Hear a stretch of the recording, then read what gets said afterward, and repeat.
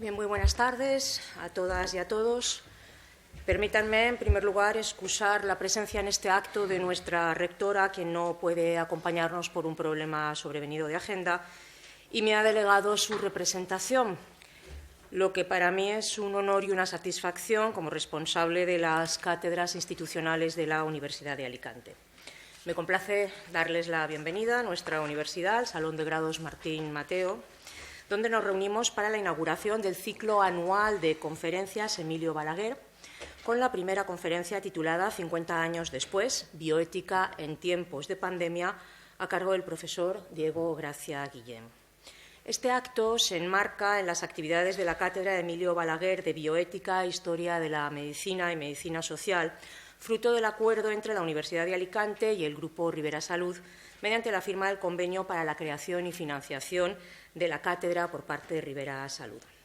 Si me lo permiten, quisiera hacer una breve referencia a la importante labor que llevan a cabo las cátedras institucionales, que son un foro permanente de encuentro, debate, reflexión entre empresarios, instituciones, académicos, profesionales y estudiantes. Las cátedras institucionales de la Universidad de Alicante llevan a cabo actividades de investigación, de innovación, de formación y de transferencia de conocimiento. Abordan temáticas y realizan actividades de interés para las empresas e instituciones que participan y en las que la universidad puede aportar todo su potencial. La Universidad de Alicante ha mantenido una decidida apuesta por crear y mantener cátedras institucionales que estén a la vanguardia en las temáticas que en ellas se tratan y que son posibles gracias a la financiación de empresas e instituciones. Siempre me gusta decir, así lo creo, que la inversión en una cátedra institucional es una inversión en conocimiento. Por ello, quiero agradecer muy sinceramente al Grupo Ribera la confianza depositada en la Universidad de Alicante para crear con nosotros la cátedra de Emilio Balaguer de Bioética, Historia de la Medicina y Medicina Social, materias de interés y de actualidad en las que la formación, la investigación y la innovación tienen, sin duda, un papel clave. El Grupo Ribera tiene un amplio historial de colaboración con la Universidad de Alicante y esperamos continuar con esa relación que tan buenos frutos está dando y que, con el apoyo y mecenazgo, por su parte, sigamos por muchos años con esta cátedra institucional. Estamos ante una cátedra que inició su andadura como un proyecto muy ilusionante y que, sin duda, se ha de convertir, lo es ya, en una cátedra consolidada como un importante espacio de investigación, formación, debate, reflexión, en definitiva, como un lugar para aportar ideas innovadoras en esta materia, de hacer análisis, de proponer mejoras e iniciativas, todo ello dentro del marco de su temática, como es la bioética, la historia de la medicina y la medicina social. Por circunstancias de todos conocidas, esta actividad de la cátedra se ha tenido que retrasar en el tiempo, pero ya saben que a veces lo bueno se hace esperar, y bien cierta resulta esta afirmación en este caso, pues la primera conferencia de este ciclo va a abordar un tema de enorme interés y contamos con un conferenciante de excepción, como tendrán ocasión de comprobar tras su presentación y su conferencia. Estimado profesor, le agradezco enormemente su presencia en esta primera conferencia Emilio Balaguer, que hoy tengo el honor de inaugurar y que esperamos que sea el inicio de un ciclo de éxito, presentando a destacados autores en el panorama de la bioética en lengua española. Me van a permitir también que agradezca la labor del profesor Macario Alemán como director de la cátedra.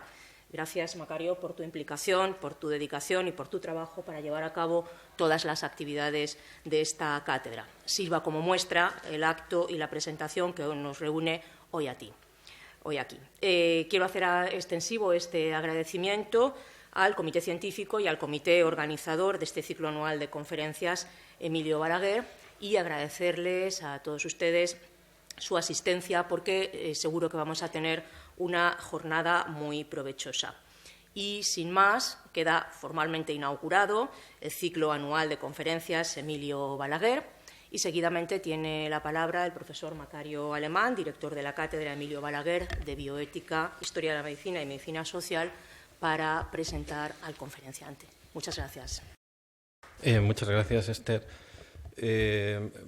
Bueno, en primer lugar, quería decir que lo que hoy empezamos es un ciclo que tiene como objetivo ofrecer una panorámica de lo que ha sido la bioética en España en las últimas décadas o en el ámbito hispanoamericano, trayendo a pues, los más destacados bioeticistas, ¿no?, en lengua española. Empezamos con Diego Gracia, ¿no?, del que se suele decir, y con justicia, pues que es el especialista en bioética más destacado en el ámbito hispanoamericano. Su trayectoria intelectual se gesta en torno a las figuras de Pedro Leín Entralgo, a quien sucedió en la Cátedra de Historia de la Medicina de la Universidad Complutense de Madrid, y de Xavier Zubiri. Médico de formación y especialista en psiquiatría y psicología, es autor de una amplísima obra, entre la que se encuentran títulos de bioética que son imprescindibles para cualquier persona interesada en el tema. Por ejemplo, los libros como Arqueros al Blanco, Estudios de Bioética, Procedimientos de Decisión en Ética Clínica o Fundamentos de Bioética. Esta última obra es, a mi juicio, muy representativa de Diego Gracia. La bioética es un campo muy amplio y en él convergen diferentes disciplinas. Ello hace que con frecuencia los autores se encuentren con la dificultad de una limitada comprensión de algunas dimensiones de los problemas que se tratan. El jurista anda con pies de plomo en las cuestiones más estrictamente médicas, mientras que el médico quisiera dejar a un lado lo jurídico. El filósofo ve como algo prosaico el problema concreto de la práctica médica y el clínico no entiende el alcance de las tesis más filosóficas. Leer estudios de bioética suele producir cierta extrañeza en cuanto a las diferentes perspectivas académicas y profesionales concurrentes.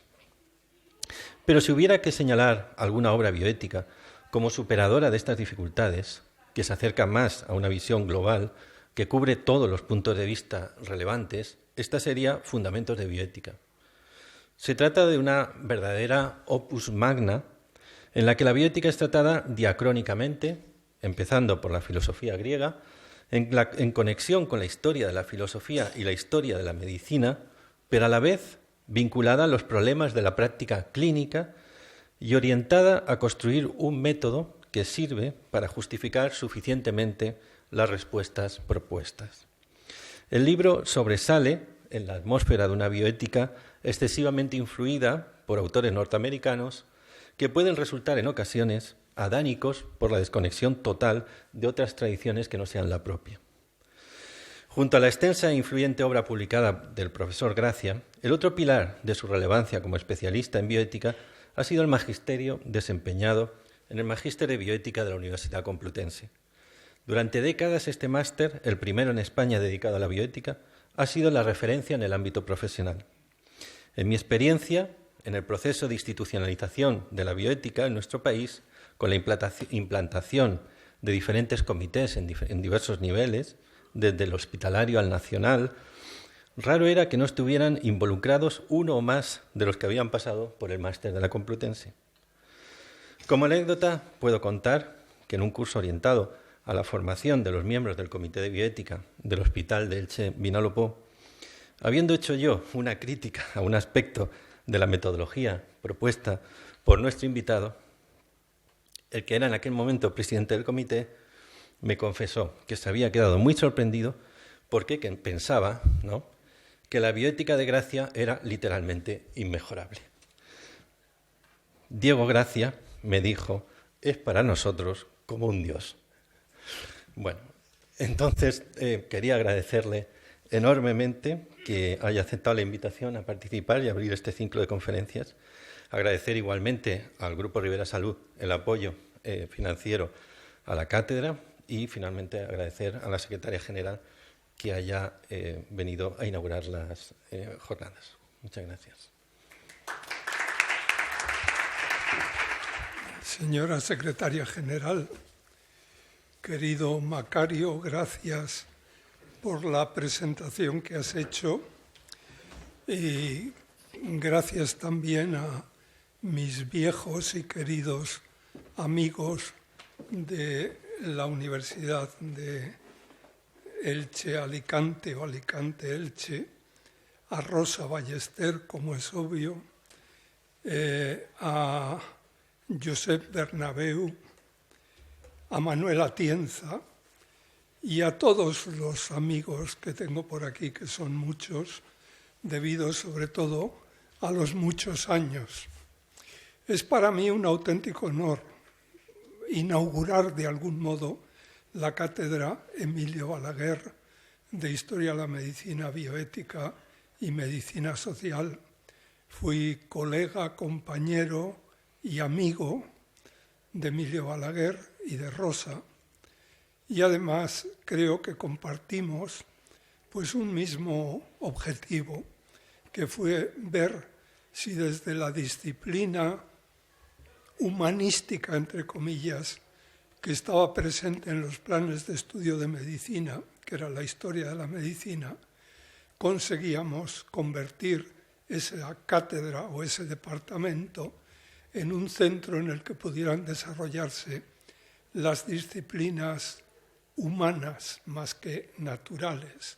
Por tanto, no la anatomía, ni la fisiología, ni la histología, ni la bioquímica, sino las disciplinas humanas que tan necesarias son para el ejercicio de las profesiones sanitarias en general y de la medicina en particular.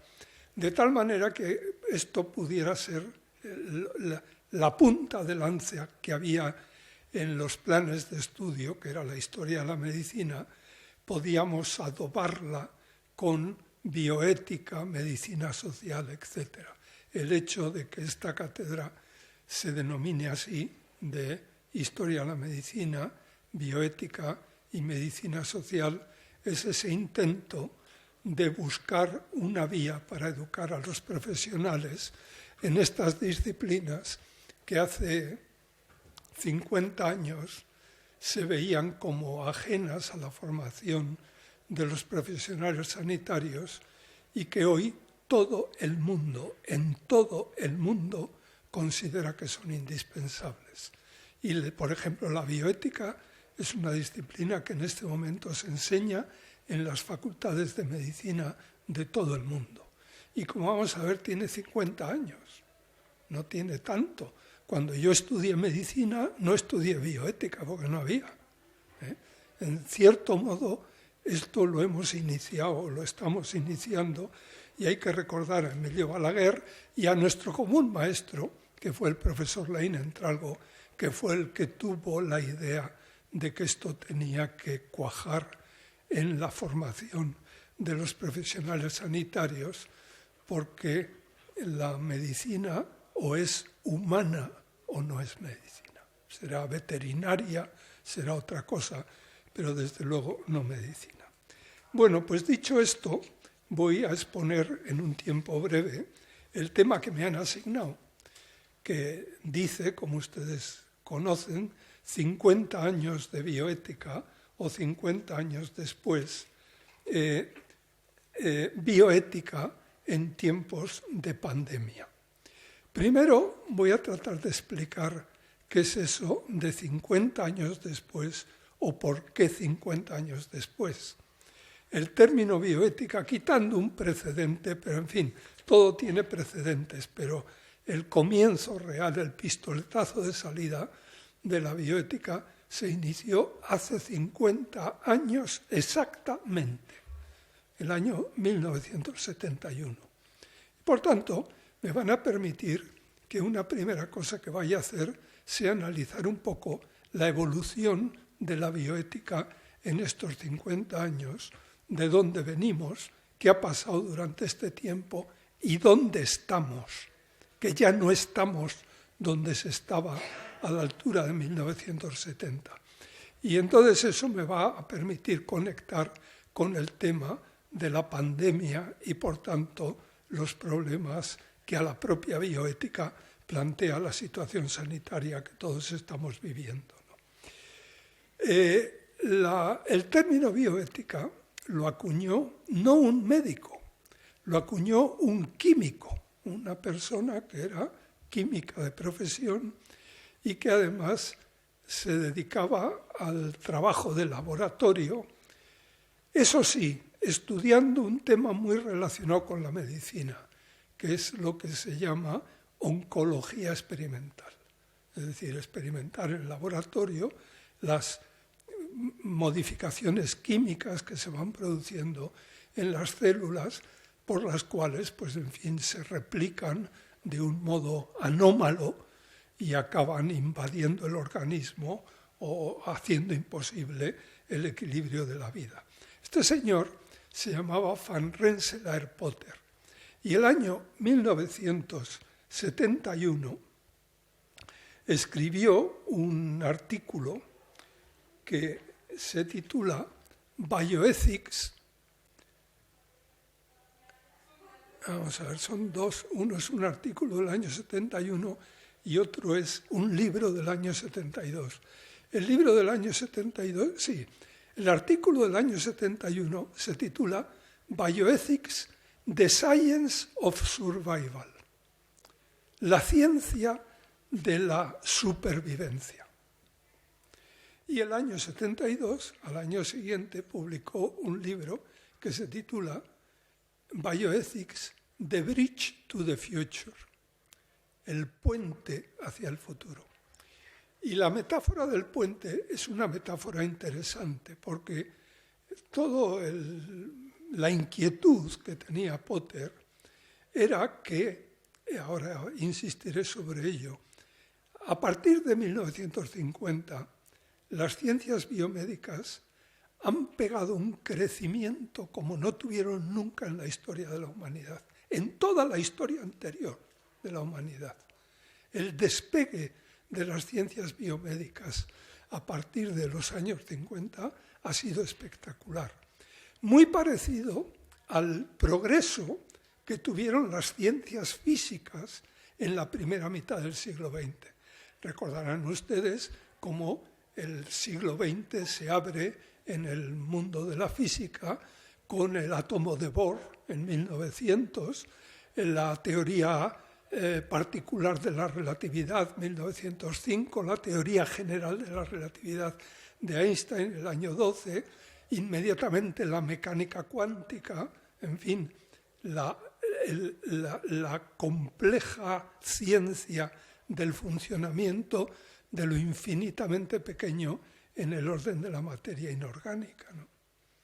Y saben ustedes también que esto pasó pues, en los años 10 y en los años 20, y que el año 35, en una revista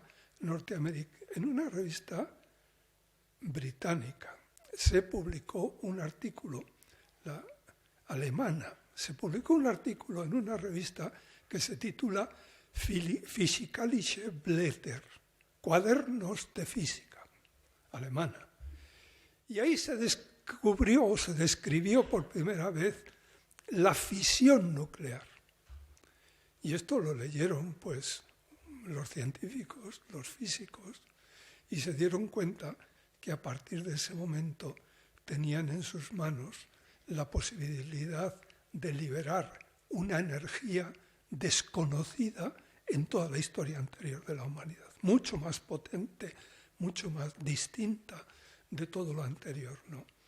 Y comenzaron los trabajos que dieron lugar al proyecto Manhattan y a la consecución de la primera bomba nuclear, la bomba atómica, a la que luego siguió, pues, cuando yo era joven, a comienzos de los años 50, de lo que se hablaba mucho era de la bomba H, la bomba de hidrógeno, que era mucho más potente que las bombas que se tiraron en Hiroshima y Nagasaki, ¿no?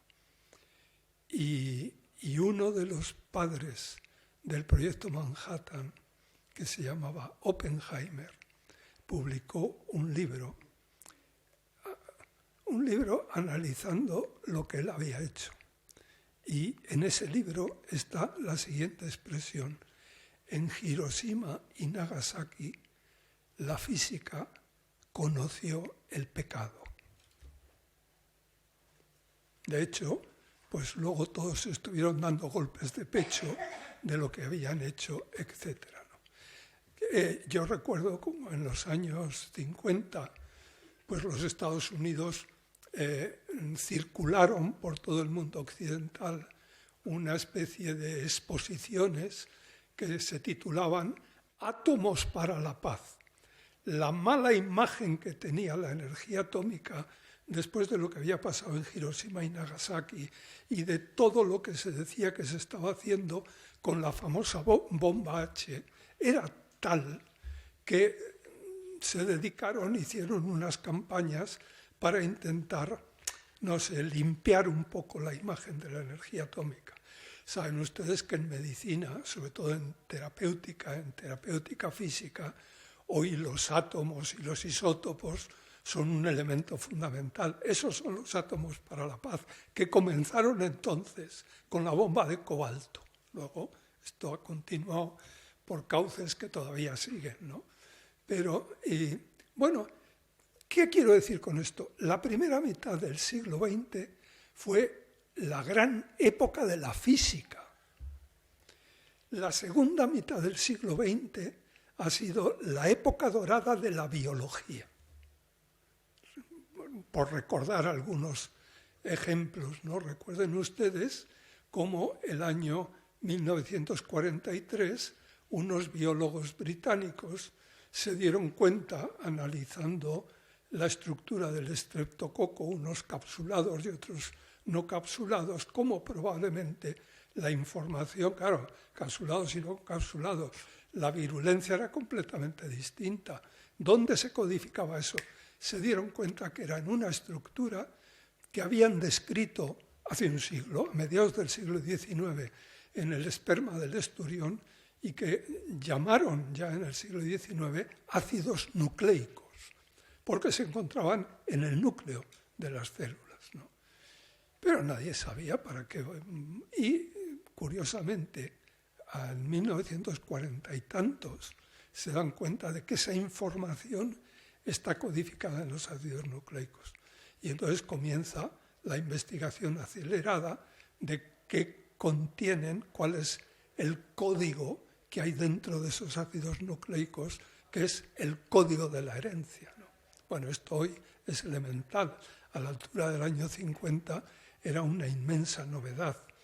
Y quizás saben ustedes también que los ácidos nucleicos tienen la ventaja de que son muy fáciles de manejar en el laboratorio. En el laboratorio hay estructuras químicas muy difíciles de manejar. Por ejemplo, las proteínas. Pero hay estructuras muy fáciles y sencillas. Y los ácidos nucleicos pues son de ese tipo, ¿no?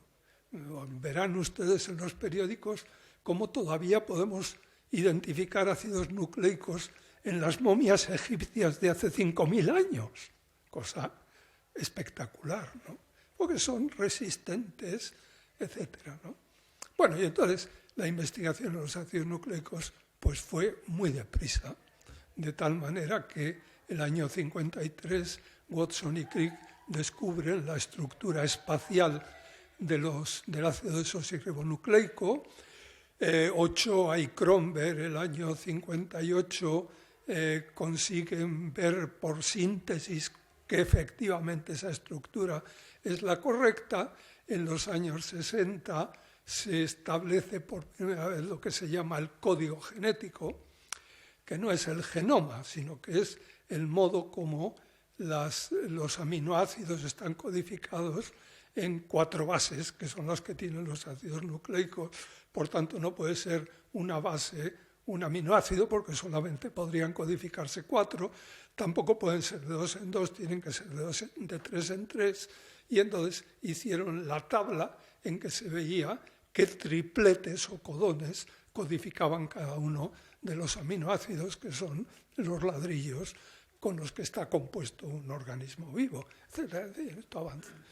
Y esos son los años 60, ¿no? Y el año 73 hay 2 investigadores franceses, Jacob y Monod, que recibieron el premio Nobel. Todo esto fueron premios Nobel uno detrás de otro, ¿no?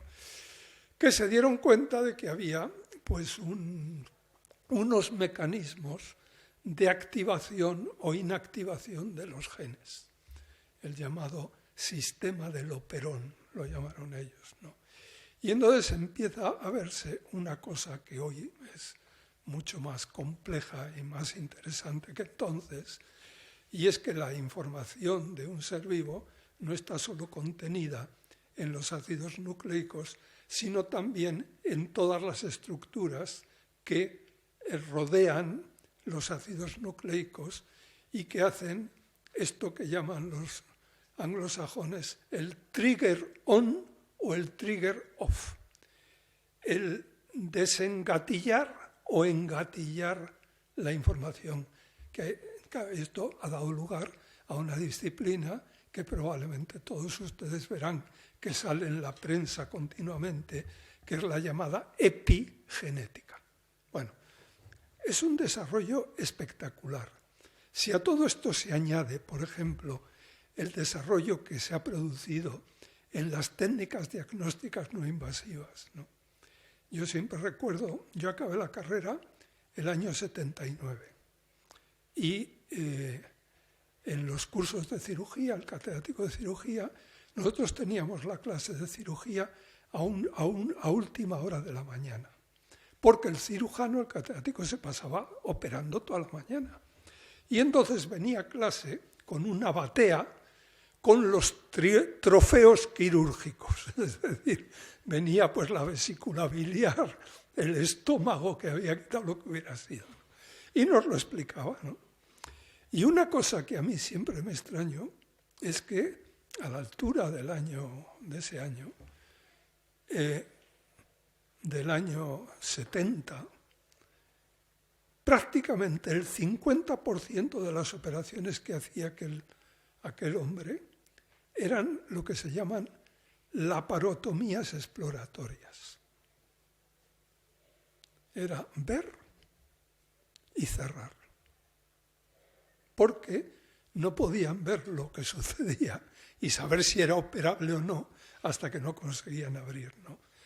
Hoy son excepcionales. ¿Por qué? Pues porque una cosa que ha revolucionado la medicina son las llamadas técnicas diagnósticas no invasivas, que pues desde la ecografía, que fue el comienzo, antes los rayos X, obviamente, a todas las técnicas diagnósticas que ustedes conocen, la resonancia magnética, el TAC, el PET y muchas más, ¿no? Claro, ¿esto qué quiere decir? Pues que el desarrollo, y no digamos el desarrollo farmacológico que ha habido en estos 50 años, ¿no? Hoy a los laboratorios farmacéuticos en medicina se les mira con una cierta, un cierto rechazo, ¿no? Porque quieren vender, que es su función y tal. Después de la Segunda Guerra Mundial, en los años 50, comenzaron a aparecer unos fármacos espectaculares. Por ejemplo, los corticoides. No es que no se conocieran los corticoides, es que no se sabía producir industrialmente los corticoides. Se conocían desde un poco antes, ¿no? Bueno, los corticoides han cambiado el ejercicio de la medicina. Los antibióticos. ¿Qué sería la medicina hoy sin corticoides y sin antibióticos? Los psicofármacos. El año 1953, dos franceses, Delay y Deniker, describen por primera vez el efecto antipsicótico de la clorpromazina, el Largactil. Comenzó la serie, que bueno, hoy pues es amplísima, ¿no? La farmacología anterior al año 50 y la posterior no tienen nada que ver. ¿Qué quiero decir con esto? Los 50 años últimos, la segunda mitad del siglo XX, ha sido la época dorada de la medicina. Nunca antes la medicina ha tenido el poder diagnóstico, el poder terapéutico que tiene hoy. ¿Y por qué es esto importante en orden a los orígenes de la bioética? La bioética no comenzó en manos de la medicina, comenzó en manos de un químico, Van Rensselaer-Potter, que además, cuando escribía esos artículos, no hablaba de medicina, sino que su gran problema era que la alteración del medio, hoy lo entendemos mejor que entonces, del medio ecológico, que está produciendo la ciencia y la vida es tal que es una de las patas del puente, de Bridge to the Future, ¿no? Una de las patas es el desarrollo científico. Y decía Potter, como el desarrollo ético, como la reflexión moral sobre eso que está surgiendo no sea paralela a lo que está surgiendo, el puente se va a hundir. No. Y entonces esa tesis de que no todo lo que es técnica y científicamente posible es éticamente correcto, pues hay que tenerlo en cuenta. Y la idea de Potter es que la sociedad occidental tenía que rearmarse éticamente para que esta cultura o esta civilización que tenemos no llegara a un callejón sin salida. 1971. Hoy eso es mucho más claro, lo ve todo el mundo con una claridad infinitamente mayor que entonces. Entonces lo veían 4 iluminados. ¿Y qué pasó con la bioética? Pues los iluminados continuaron, Potter continuó con lo suyo, hablando de bioética global, otro término que hoy es elemental, pero que entonces no entendió casi nadie, porque en cuanto surgió el término bioética, lo secuestró la medicina. Claro, la medicina es muy grande. En un país, ¿cuántos médicos hay? Pues son miles, 100. En España habrá cerca de 200.000 médicos. Es un mundo. ¿Cuántos había que pensaran como Potter? Pues unos cuantos, unas cuantas personas, unos pocos biólogos y tal. Inmediatamente, ¿y qué le pasaba a los médicos? Pues que ese desarrollo enorme de la tecnología médica les estaba planteando conflictos morales. Concretamente, en Washington, en Georgetown University, pues había un gran centro de reproducción humana. Claro, es el tema del aborto. ¿Cuándo aparece la primera ley de aborto en Estados Unidos? Año 73, me parece que es el momento, ¿no? Y entonces los médicos estaban muy interesados en la reflexión ética. ¿Qué es lo que sucede? Pues que inmediatamente cogen el término, y el término de referirse a los equilibrios de los ecosistemas de la naturaleza y de la vida acaba convirtiéndose en una cuestión médica. En Georgetown University, sobre todo en Washington, y luego en un centro que había surgido al norte de Nueva York, que se llama el Hastings Center, porque nació en una población que está al norte de Nueva York llamada Hastings. Hoy no está ahí, está bastante más al norte, pero en fin, ahí fueron las dos mecas, ¿no? Y ahí es donde se empezó a producir doctrina. ¿Cuál es la consecuencia? Pues que la bioética se medicalizó. Es decir, todo el mundo a partir del año 73 aproximadamente entiende la bioética como el nuevo rostro de la ética médica clásica.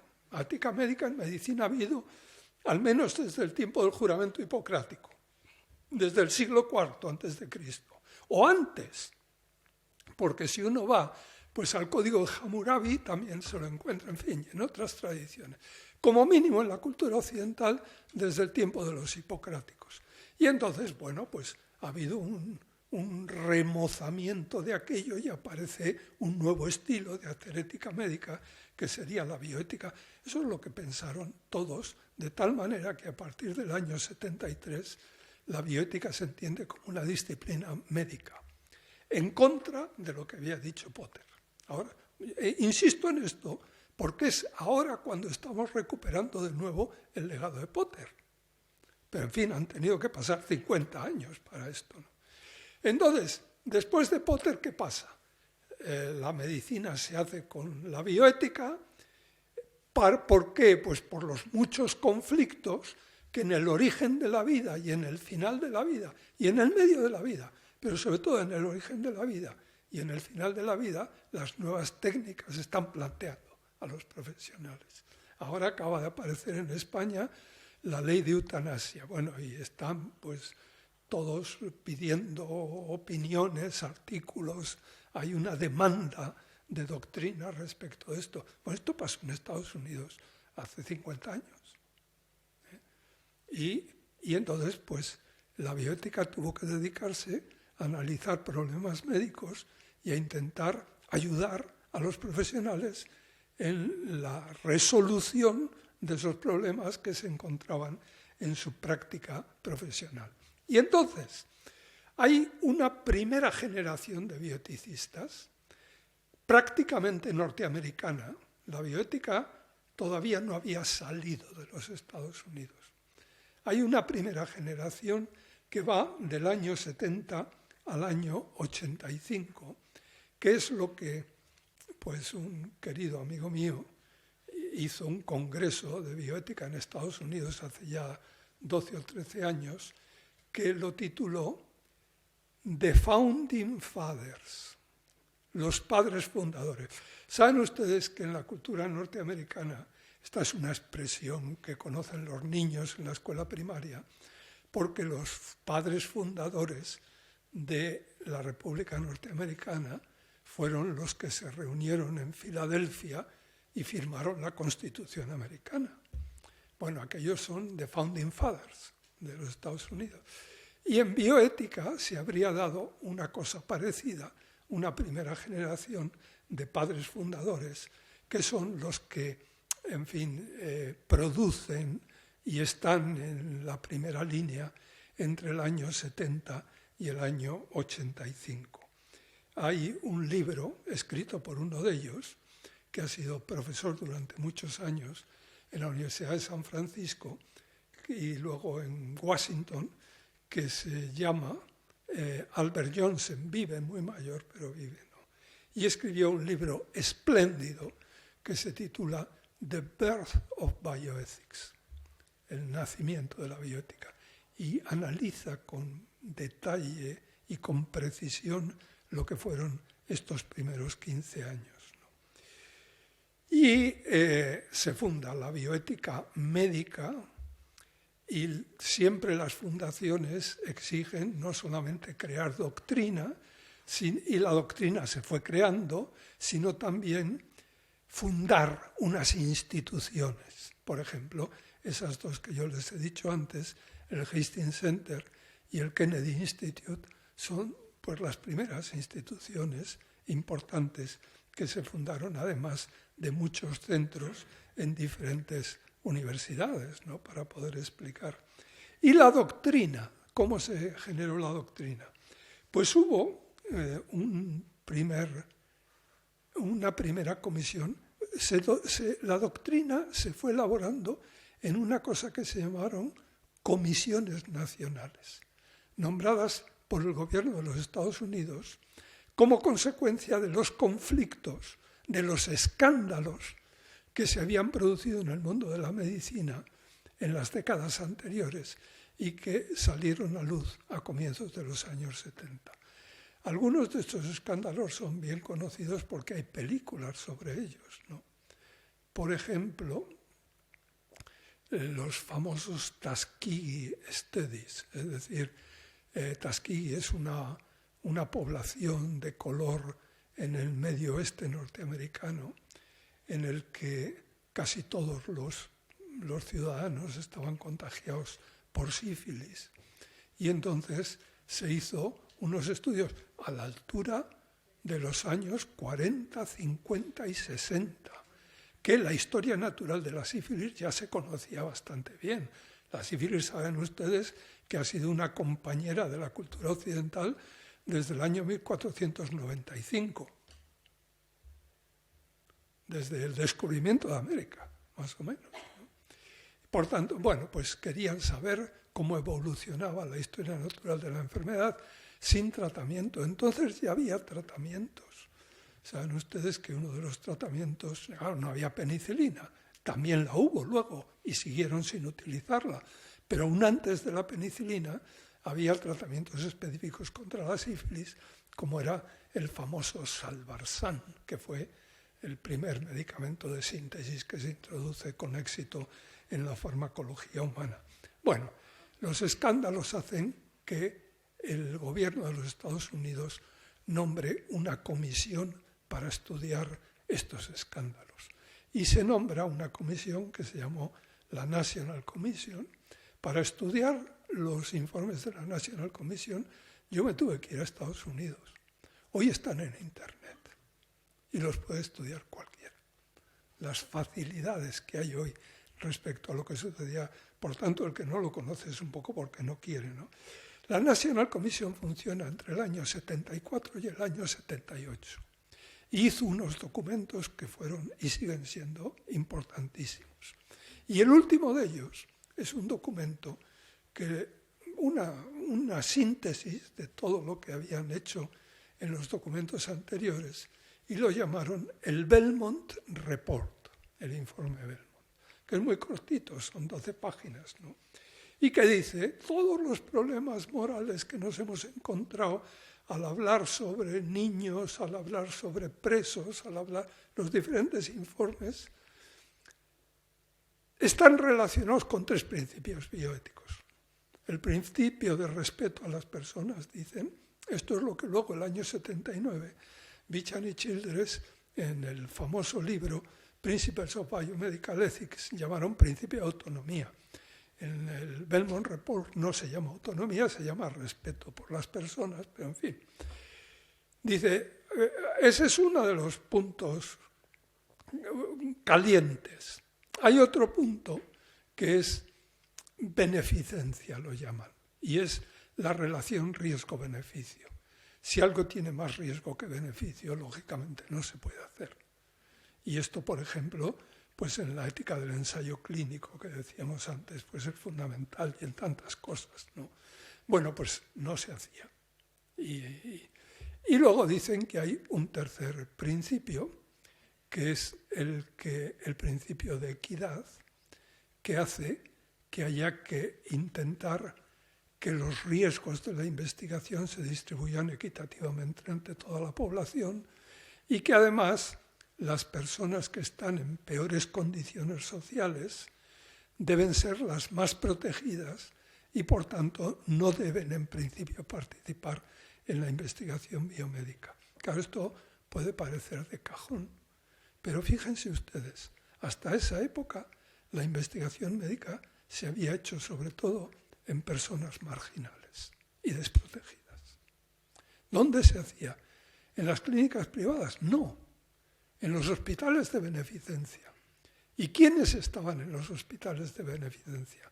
Bueno, esto, claro, ya solo lo recordarán los más mayores, pero hasta hace no tantos años había unos carnets que se llamaban de pobre de solemnidad. Había gente pobre que el ayuntamiento le daba un carnet de pobre que le permitía ir al hospital de beneficencia. Y entonces en ese hospital de beneficencia se le trataba, pero también se experimentaba en ellos. Por ejemplo, si hoy uno lee los trabajos de Marañón sobre endocrinología que hacía en el Hospital General, no en su consulta privada, ahí se puede ver, vamos, no pasarían ningún comité de investigación actual, ni locos, vamos. Y él lo publicaba porque le parecía normal, o sea, lo que estaba haciendo lo hacía todo el mundo. Bueno, esta es la primera fase. La fase del año 70 al año 85 se plantean muchos problemas, aparecen los conflictos, hay que intentar resolver urgentemente esos conflictos, se va generando doctrina, la doctrina se genera por varias vías, pero una vía fundamental fueron las comisiones norteamericanas, la National Commission del año 74 al año 78 y la siguiente, que fue la President's Commission, que va del año 79 al año 1983. A partir de ahí, todo presidente norteamericano ha tenido su comisión presidencial de bioética y los informes los pueden encontrar ustedes en Internet, salvo el último presidente de los Estados Unidos, Trump, que dijo que él no necesitaba comisión de bioética. y a partir de la llegada de Trump al poder ya no ha habido más comisiones de bioética hasta este momento. No sé si en el futuro la habrá. En cualquier caso, se ha generado, son 10 años en los que se genera doctrina. Y como consecuencia de esa generación de doctrina, el año 1979, 2 profesores de Georgetown University, Tom Beecham y James Childress, publican un libro que es ha sido la Biblia, hoy ya no lo es, ¿no? Principles of Biomedical Ethics, donde establecen el famoso sistema de 4 principios que se han hecho tópicos y que conoce todo el mundo: autonomía, beneficencia, no maleficencia y justicia. Tom Beecham fue miembro de la National Commission y participó en el Belmont Report. Y por tanto viene de ahí directamente. Esa es la primera generación, que fue un boom. Todo el mundo descubrió esa gran novedad que había surgido en Estados Unidos, y como todos los sistemas sanitarios del mundo estaban muy preocupados con los problemas éticos que estaban surgiendo, que estaban planteando la tecnología nueva, pues todos fuimos allí. De tal manera que la segunda generación es la generación que viene inmediatamente después, ya no es norteamericana, sino que es de todo el mundo, peregrina la gente, bastante gente, a conocer esa novedad que ha surgido en los Estados Unidos. Esta segunda generación va del año 85 al año 2000, que es cuando se produce la gran difusión de la bioética por todo el mundo, ¿no? Se produce esa peregrinación. Yo fui, como tantos otros, ¿no? Estuve en el Hastings Center, estuve en el Kennedy Center. Tuve, en fin, la suerte de que una institución que entonces había en España, que se llamaba el Comité Conjunto Hispano-Norteamericano. En fin, los viejos del lugar recordarán que el acuerdo de bases que estableció España con Estados Unidos el año 53, pues permitió las bases que hay en España, Rota, Torrejón, etc. Pero había unas compensaciones, y una de las compensaciones es que se creó un Comité Conjunto Hispano-Norteamericano que daba unas becas realmente sustanciosas para que los españoles pudiéramos ir a Estados Unidos y airearnos un poco, occidentalizarnos un poquito. Y yo tuve una de esas becas. Y entonces fui a Estados Unidos, recorrí todo Estados Unidos, me entrevisté con los programas principales, recorrí, creo que fueron 16 universidades y centros, ¿no? Me traje los programas, me los estudié, hablé con los profesores, y cuando yo volví a España yo tenía una idea perfectamente clara de aquella primera generación. De hecho, mis contactos, que los he mantenido con los miembros de la primera generación, vienen de ese viaje que hice por Estados Unidos. Pues esto es lo típico de la segunda generación, que es una generación de peregrinos. Allí te encontrabas con italianos, con chinos, con japoneses, con gente que ante esa novedad que había surgido querían saber qué pasaba, cómo se manejaba eso, y si ellos lo podían trasladar a su país. Este era el objetivo de todos ellos, ¿no? Claro, estuvimos allí, lo estudiamos, volvimos, y entonces se nos planteó el problema de qué hacer con todo aquello. Cabían 2 estrategias distintas. La más sencilla, traducir y aplicar. Y todos picamos, todos empezamos por ahí, ¿no? Luego el tiempo nos enseñó que eso no era posible o que no era suficiente. ¿Por qué? Porque las culturas son muy distintas. La cultura latina no tiene mucho que ver con la cultura anglosajona, y la mera traducción y aplicación no acababa de funcionar, ¿no?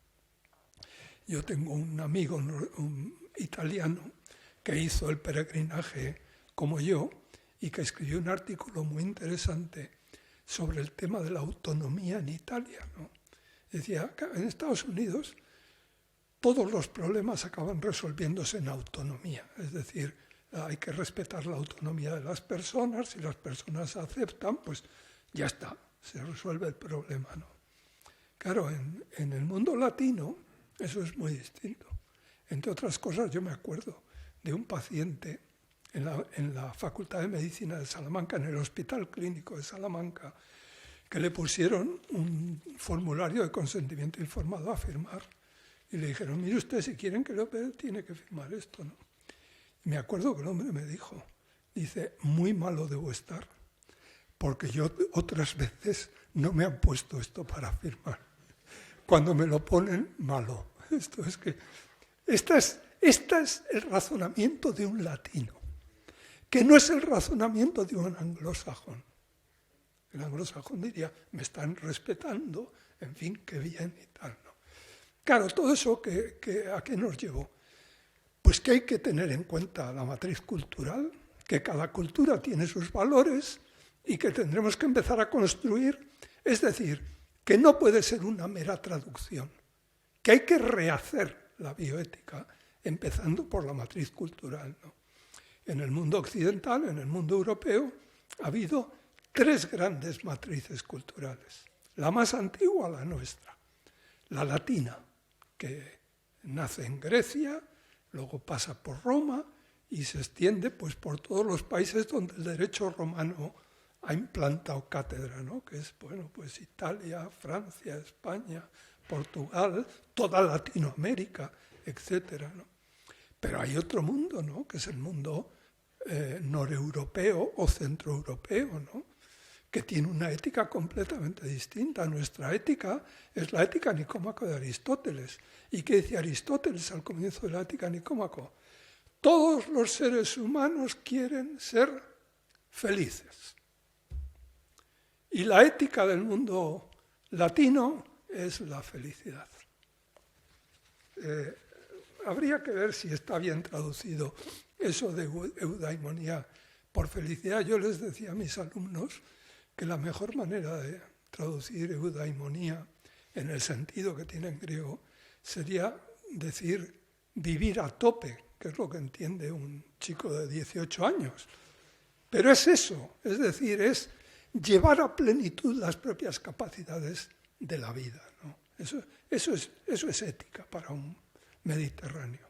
Claro, uno va al factotum de la ética alemana, germánica, a Kant, y si se pone a leer pues, la fundamentación de la metafísica de las costumbres, verá que allí de la felicidad se dice poco y además malo.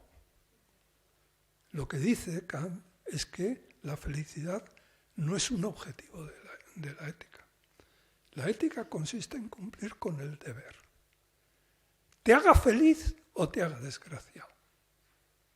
El principio básico de la ética es el deber, hacer lo que se debe. Y el término básico es Pflicht, que es el término alemán para deber. Claro, esto es otro mundo cultural y de ética, ¿no? Te vas al mundo anglosajón y el mundo anglosajón tiene otra tradición distinta. Solo hay 3, tampoco hay que exagerar, ¿no?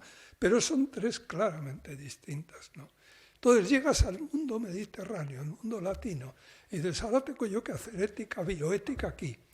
Y he cogido la bioética que he estudiado en los Estados Unidos y la introduzco aquí, y no funciona. Y entonces, ¿qué hay que hacer? Rehacer, amigo. Esa es una tarea muy grande. Y además hay que rehacer desde la matriz cultural. Esa matriz cultural, ¿qué son? Pues son los valores. Los valores son las cosas que valen, que nos parecen importantes. Naturalmente se pueden discutir, se pueden mejorar, pero es de donde hay que partir. Porque nuestro deber moral no es otro que promover la realización de valores o evitar su lesión, ¿no? Y entonces, bueno, pues ha habido que hacer. Y esto es lo que más o menos pues, se ha ido haciendo en la segunda generación, partiendo de lo que había hecho la primera, pero intentando ir un poquito más allá. ¿Dónde estamos hoy? tengo que ir deprisa porque tampoco el tiempo apremia, ¿no?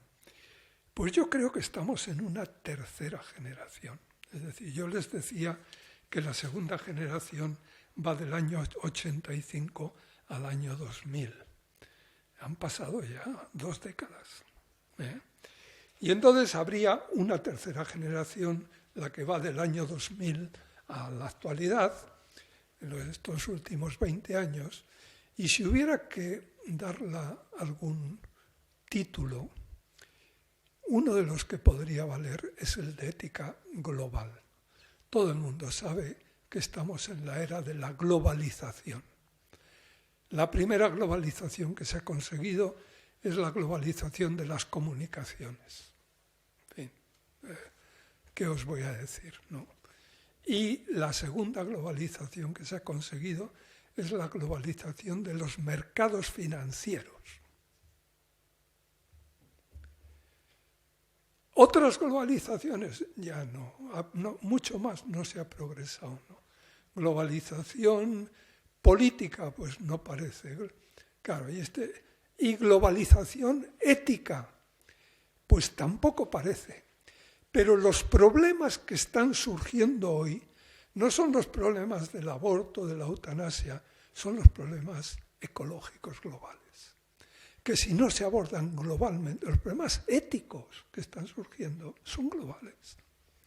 Que si no se abordan globalmente, no tienen solución. ¿No? En esto, como siempre, ha habido adelantados anteriores al año 2000, por citar 2, ya he citado uno, Potter y sus trabajos de bioética que están por ahí, se pueden ver, y que hoy son mucho más actuales que cuando los escribió. Otro documento que hizo una comisión nombrada por las Naciones Unidas a finales de los años 80, que se llamó la Comisión Mundial del Medio Ambiente y del Desarrollo, que publicó un informe espectacular que se tituló Our Common Future, nuestro futuro común, ¿no? Y es un tocho de 500 páginas. Y al final dice, en las conclusiones, dice, al comenzar el siglo XX, hasta comenzar el siglo XX, la humanidad no había tenido la posibilidad de poner en jaque la vida, los equilibrios de la vida sobre el planeta. Hoy tiene varios modos de hacerlo. Y aparece, que yo sepa por primera vez, una expresión que habrán oído todos ustedes, pero que parte de ahí, desarrollo sostenible. Es decir, la tesis que mantiene, este se llamó el informe Brundtland, porque la que presidía la comisión era la que fue presidenta de Noruega, una mujer espectacular, Gro Brundtland, que fue la que dirigió las... Y la tesis del informe es que el desarrollo del primer mundo es insostenible. Y esto que se decía hace 30 años, hoy es mucho más claro que hace 30 años. Por tanto, no voy a gastar minutos en explicarlo. El desarrollo del primer mundo es insostenible y el subdesarrollo del tercer mundo también. Tenemos que caminar hacia una convergencia que es el llamado desarrollo sostenible. Han pasado 30 años. Y el desarrollo se habla mucho y se escribe mucho, y hay pequeñas unidades agrícolas y de otro tipo sobre desarrollo sostenible. Pero aplicación política, por ahora, cero. Saben ustedes que el G20 se reunió hace un mes, no, ni un mes, en Roma para discutir este tema, y llegaron o no llegaron. Y que después se reunió la conferencia de Glasgow sobre el medio ambiente y que también llegaron o no llegaron, no acaba de... Y es nuestro gran problema. Es decir, donde hoy estamos, fíjense, cuando yo publiqué Fundamentos de Bioética, que si no recuerdo mal fue el año 89, en el prólogo yo decía claro, entonces estaba muy de moda esto de considerar que la bioética era el nuevo rostro de la ética médica. Y yo luchaba contra eso.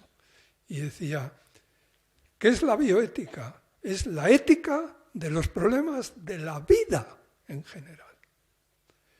Y decía, la bioética del siglo XXI será ética o no será nada. Por tanto, no es una rama de la ética, es la ética civil en el tercer milenio. Estos son los temas. Es el nuevo rostro de la ética al comienzo del tercer milenio. Y esto cada vez es más claro. Por eso, la segunda parte del título de la ponencia de hoy, pues viene muy bien, ¿no? Que era el COVID, ¿cómo era? En tiempos de pandemia, la ética en tiempos de pandemia, ¿no? Y para acabar, les voy a leer unas frases de otro adelantado, porque siempre hay gente que olfatea las cosas mucho antes y de algún modo, si les sigues, te orientan, ¿no? Y este fue un filósofo alemán, discípulo de Heidegger, que como era judío de raza tuvo que salir pitando de Alemania el año 30 y tantos, que ha vivido en Estados Unidos, ha publicado su obra allí y ya ha fallecido hace unos años, que se llamó Hans Jonas. Y Hans Jonas publicó el año 79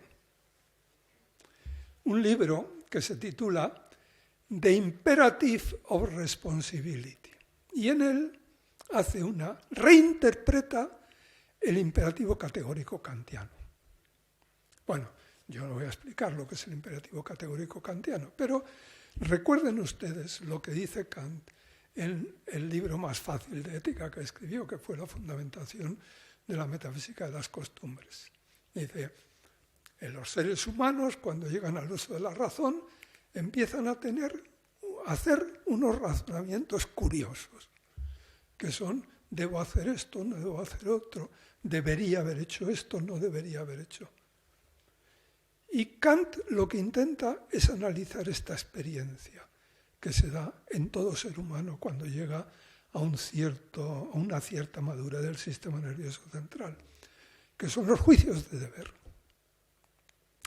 Y considera que los juicios de deber son los propios de la ética y que permiten definir una clase de seres que son los seres racionales que hacen juicios de deber. A esos seres los introduce en una clase que llama personas. Las personas son estos sujetos capaces de hacer estos juicios, que por tanto tienen ética. Y hay otra clase en la que están pues, los minerales, los animales, que no hacen juicios de deber. Y a esto lo llama Kant cosas. Hay la clase de las personas y la clase de las cosas. Las personas, dice, son fines en sí mismos. Por tanto, no se las puede tratar como mero medio, sino que son un fin en sí mismo, ¿no? En tanto que la otra clase, la clase de las cosas, son medios al servicio de los fines. Los de la clase de las personas, que son fines en sí mismos, tienen una condición ontológica propia que llama dignidad. Dignidad, antes de Kant, nunca significó lo que significa en Kant y ha significado después. Dignidad, tienen dignidad y todos utilizamos esa palabra para, en fin, yo tengo dignidad y merecen respeto, dice Kant. Si tienes dignidad, merecen respeto. Bueno, esto define la clase de los seres humanos. La clase de las cosas no tienen dignidad. ¿Y entonces qué tienen? Y dice Kant, tienen precio. Y por tanto, son objeto de aprecio o desprecio. Yo voy por la orilla del mar y voy viendo los granos de arena y los desprecio, ¿no? Porque me parece que tienen un valor despreciable. Luego, si quiero comprar un camión de granos de arena, ya el precio es un poco mayor. Pero, en fin, son cosas, las cosas sirven al ser humano y hace con ellas lo que le da la gana. Esta es un poco la tesis clásica, ¿no? Y dice Hans Jonas, dicen eso que ha sido lo que ha constituido la base de la ética de la cultura occidental en estos 2 últimos siglos, es incorrecto.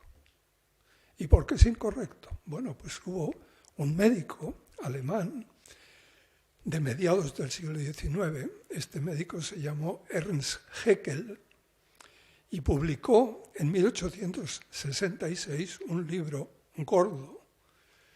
Y entre las muchas cosas que dice en ese libro, acuña un término nuevo que hoy conoce todo el mundo: ecología.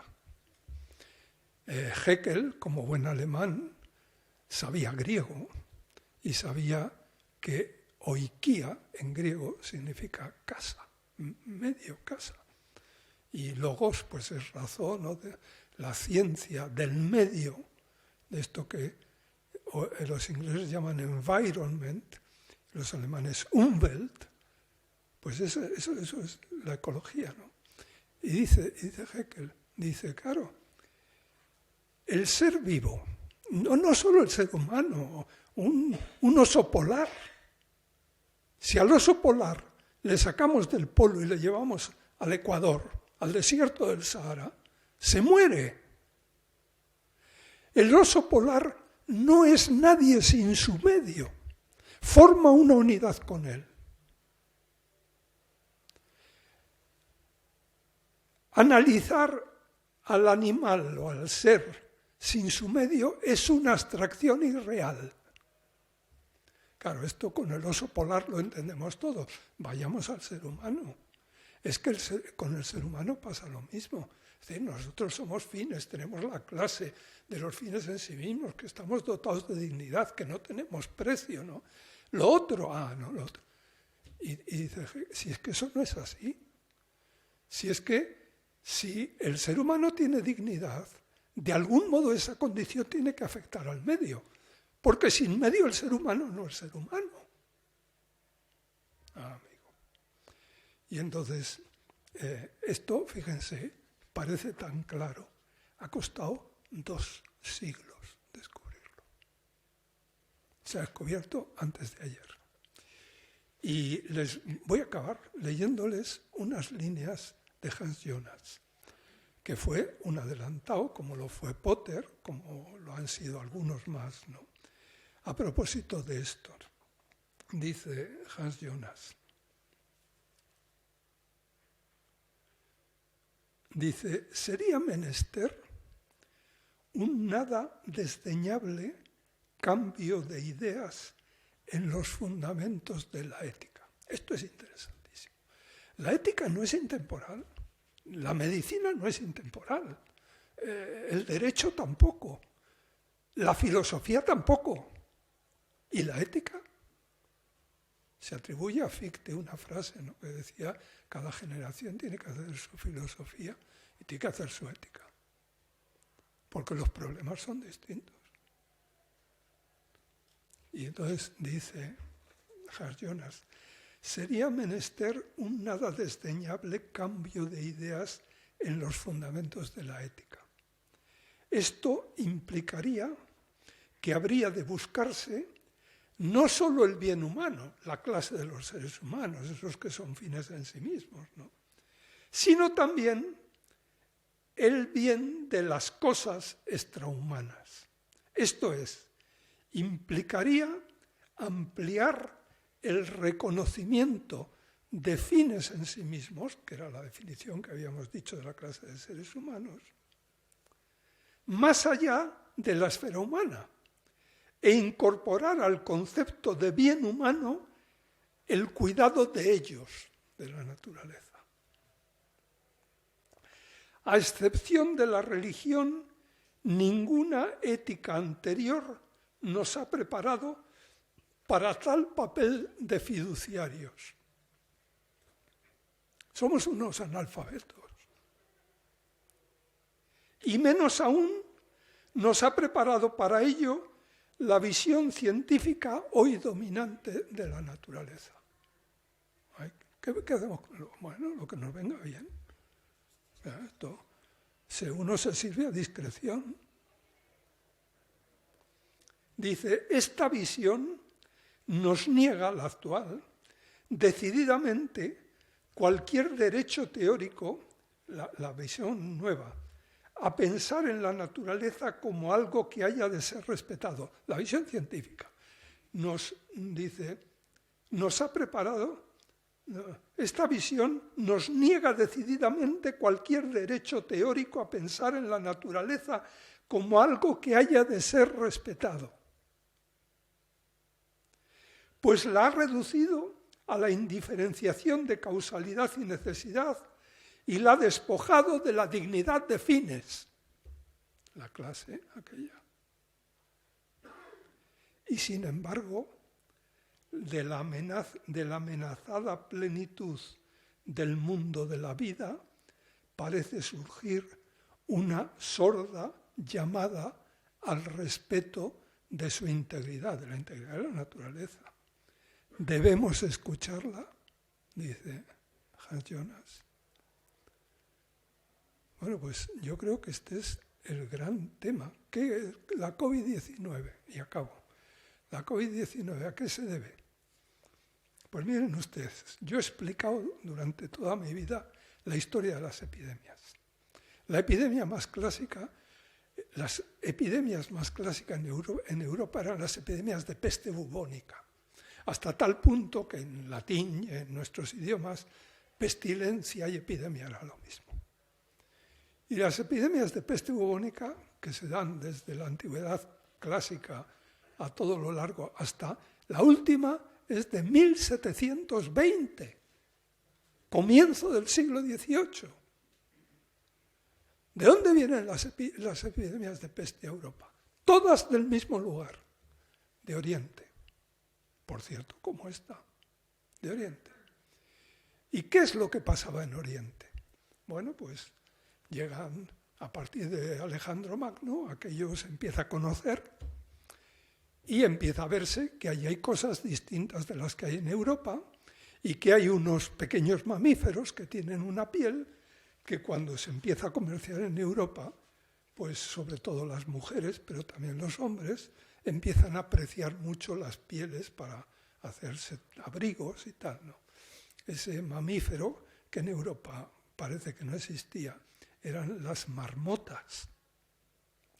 Y las marmotas vivían en un desierto de China, desierto, que no había nadie. Eran los reservorios de la Pasteurella pestis, o Yersinia pestis se llama ahora, pero como no había nadie, pues estaban en un medio que no contagiaba de tal manera. Comienzan las rutas comerciales entre el Oriente y el Occidente. La ruta de la seda ahora la conocemos todos, porque los chinos la han vuelto a abrir. La ruta de la seda, que era una ruta terrestre, pero también una ruta marítima, ¿no? Y por la ruta de la seda venían sistemáticamente la Pasteurella pestis, las epidemias de peste. De tal modo que siempre sucedía lo mismo. Llegaban a los puertos y luego se iban difundiendo pues, por el territorio, ¿no? Exactamente igual que ha sucedido esta vez. Naturalmente, hasta que los occidentales no decidieron esquilmar a las marmotas, meterse donde no les llamaban y romper el equilibrio ecológico en el que estaba la Pasteurella pestis, la peste no era una epidemia. Yo siempre digo lo mismo, las epidemias no son naturales. Esto de que son fenómenos naturales es falso. Las epidemias son fenómenos humanos, causados por la cultura y la civilización humana y el modo como el ser humano maneja la naturaleza. ¿Qué es lo que pasó en el mercado de Wuhan? Claro, yo no lo sé, pero tampoco es necesario saberlo, ¿no? ¿Qué pasó en ese mercado en el que se traficaba con mariscos o con no sé qué, ¿no? Y donde había pangolines? Bueno, lo que sí sé es que empezaron a manipular unos animales, unos mamíferos, unos roedores, que parece que eran reservorios. E inmediatamente pasa. Y luego vete a controlarlo. ¿Qué quiero decir con esto? Y ahora sí que acabo. Miren ustedes, las epidemias no son fenómenos naturales. Las epidemias son fenómenos históricos y humanos. Y o el ser humano aprende a manejar la naturaleza con más respeto, o esto habrá sido solo un aviso y vendrán otros más graves. Nada más, muchas gracias. Tenemos muy poco tiempo porque hay un límite infranqueable para que el profesor Gracia llegue a su tren a tiempo, pero 10 minutos sí que tenemos, 10 minutos por si alguien quiere hacer alguna pregunta o comentario sobre la conferencia. Yo le diría que en ética el absoluto absolutismo es imposible, pero el absoluto relativismo también es imposible. Y entonces lo único posible es algo que así en 2 palabras habría que llamar relativo absolutismo. ¿Qué quiero decir con esto? Pues que evidentemente hay principios, pues Kant dice el principio de la dignidad. Bueno, todos esos son principios racionales que el ser humano puede ir elaborando, ¿no? Y con eso, y el análisis del contexto en medicina, esto es fundamental. Es decir, el libro de medicina te dice qué enfermedad tiene un paciente y qué tratamiento en general hay que poner a ese paciente. Y el clínico, ¿qué es un clínico? Pues clínico es el señor que está al lado de la cama del paciente, que se supone que se ha estudiado el libro, el Harrison o el Farreras o el que sea, o la guía clínica, pero que evalúa al paciente concreto. Y a partir de ahí toma una decisión. Échale, esto tiene... Nadie va a cuerpo gentil. Las guías clínicas, todo el mundo... Pero hay que evaluar al paciente y no decir, como lo dice la guía clínica, hago esto y luego que salga el sol por antequera. Quiero decir, ¿hay criterios generales? Los hay. ¿Son los únicos? No. Con criterios generales no se va muy lejos. Y menos en disciplinas como la medicina, los problemas de ética médica. Por eso, mire, ahora estamos con el tema de la ley de eutanasia. La Sociedad Española de Medicina Familiar y Comunitaria va a sacar un librito, pues bueno, pues para dar teórica a sus miembros, como es lógico, ¿no? Yo acabo de escribir un artículo que todavía no he enviado, pero la primera cosa que digo en el artículo es que se trata de una ley, no de ética. O sea, en un partido de fútbol, el reglamento de fútbol, ¿para qué sirve? Pues que no se puede poner el pie muy alto, que no se puede tocar con la mano el balón, que no se puede estar en fuera de juego. Pero la ética no va de eso. La ética va de jugar excelentemente al fútbol. La ética va en cada situación, tengo que ver todos los cursos de acción posibles y solo hay uno que sea bueno, que es el óptimo. Si un juez no dicta la mejor sentencia posible, es un mal juez. Y si un cirujano no hace la mejor operación posible, teniendo en cuenta el contexto, sus posibilidades, no es lo mismo hacer una operación en Botswana que hacerla en la clínica Mayo. En el contexto que tenga cada uno, tiene que hacer lo mejor posible. Y todo lo que no sea eso es malo, ¿no? Eso no te lo puede decir la ley nunca. Y entonces, mucho cuidado con confundir ética con ley, ¿no? La ética no va de lo bueno, va de lo óptimo. Y el derecho va, sobre todo el derecho penal, de la línea que no puedes traspasar, porque estás fuera de juego, dicen. Si es que es un buen ejemplo, ¿no? Y entonces el problema es cómo va a buscar lo óptimo. ¿Usted cree que lo óptimo es lo mismo aquí que en Pekín? Ante una situación concreta. Difícilmente. En el hospital de Pekín es igual que el nuestro. Los valores son iguales. El respeto de la autonomía tiene que ser igual en todo el mundo. 1000 cosas que son importantes. Entonces yo creo que miren, los valores, ¿por qué los llamamos valores? Porque nos parecen importantes, porque valen. Si yo veo que una persona está matando a otra, ¿qué debo hacer? Que es la pregunta moral, el deber. ¿Qué debo hacer? Pues no hace falta que me lo diga nadie. Yo sé que si puedo, tengo que intentar evitar que se lesione un valor que es la vida de esa persona. Si puedo, que a lo mejor no puedo. Pero, claro, llega una situación en la cual las cosas no son tan claras, ¿no? Y es que hay una cosa que se llama el conflicto de valores. Es que no hay un solo valor amenazado en la vida, sino que hay dos. Viene un ejemplo, un testigo de Jehová, tiene un cáncer de colon, hay que operarle, y me dice que es testigo de Jehová y que no quiere que le ponga sangre. ¿Qué es lo que han hecho los médicos siempre, hasta hace 10 años o 15? Mire usted, yo soy médico. Yo, si usted quiere, le opero. Me firma el consentimiento informado. Si necesita sangre, se la pongo y ya está. Y si no necesita, no se la pongo. Pero yo soy un técnico. Y a mí no me venga usted con que es testigo de Jehová. Si quiere, firma el consentimiento informado. Y si no me firma el consentimiento informado, tiene que firmar otro papel, que es el alta voluntaria, y se va de aquí. Así ha procedido la medicina hasta hace 15 años. Y una de las cosas que yo creo que hemos ido pues dando teórica por todos los lados es que eso no es correcto. Y entonces me dicen, ¿y qué más posibilidades hay? Pues ante un conflicto de valores hay dos posibilidades, que son las extremas. Si la vida está en conflicto con la autonomía, que son dos valores, yo puedo proteger la vida, que es lo que ha hecho siempre la medicina, lesionando la autonomía. O puedo proteger la autonomía lesionando la vida. Que se muere, allá él me ha dicho, yo le he respetado, pero yo no tengo la culpa.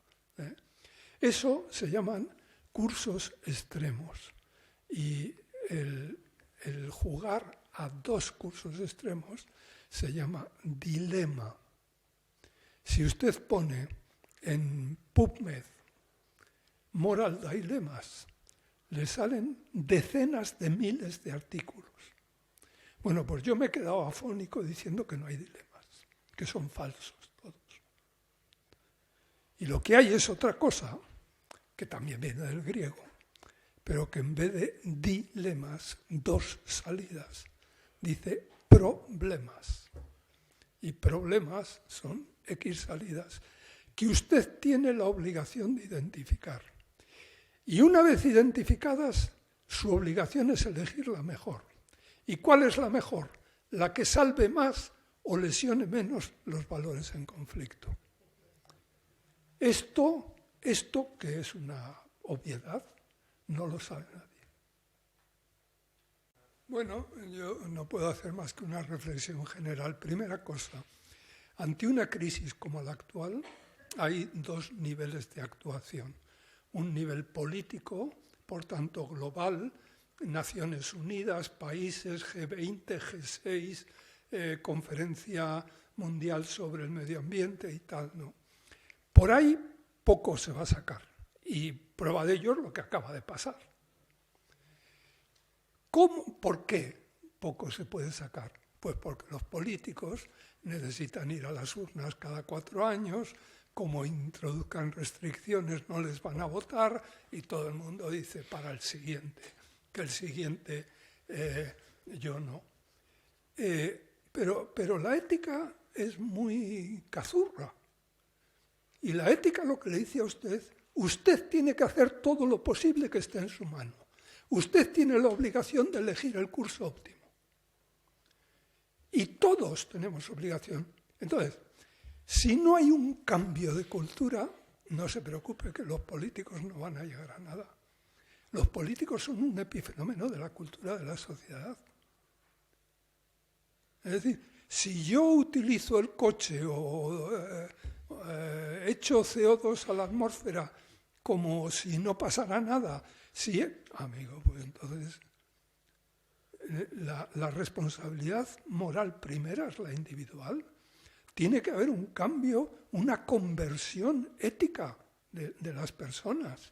Si no, o sea, no podemos endilgar a los políticos el que arreglen esta crisis. Ellos no van a poder, porque en el fondo lo que estamos haciendo es buscando un chivo expiatorio, porque es la manera de desculpabilizarnos, pero es una desculpabilización falsa.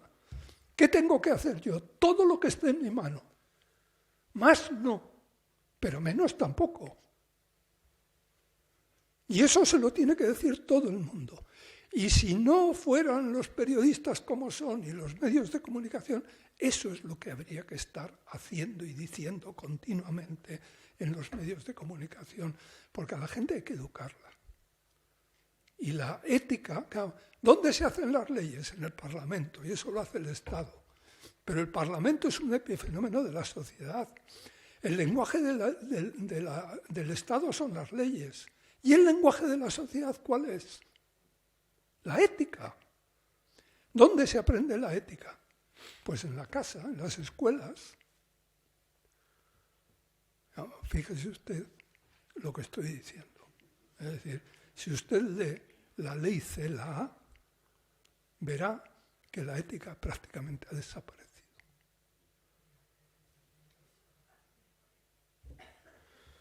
Muchas gracias. Ahora sí que le voy a pedir a la secretaria general que suba para clausurar el acto.